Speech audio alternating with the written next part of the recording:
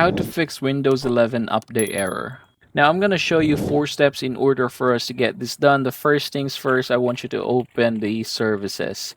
So once you have opened the services, you're going to go ahead and look for the Windows update.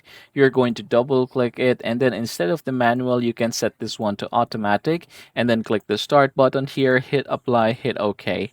And then after doing so, we're going to go ahead and do the second one. We have basically the CMD. You're going to go ahead and run this one as an administrator.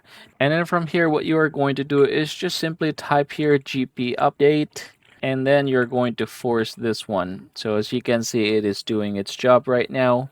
All right, once you are seeing this one, it means it's done. You can close this one. And then I want you to go ahead and type here update, check for updates. And then what you're going to do is select the advanced options. And here you have received updates for other Microsoft products. You can go ahead and turn these on just like so.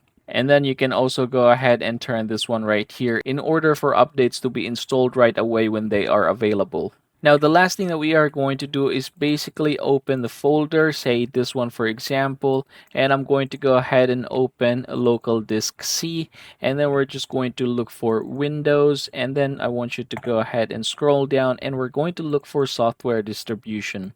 Now, here in software distribution, you can just go ahead and delete everything. Just go ahead and click this button right here, and then do this for all current items, and then hit continue. So this one here will not be deleted anymore, but basically that's how you're going to get this done. I want you to go ahead and update and basically click resume updates or update it from here again. And that, everybody, is how you're going to fix this problem.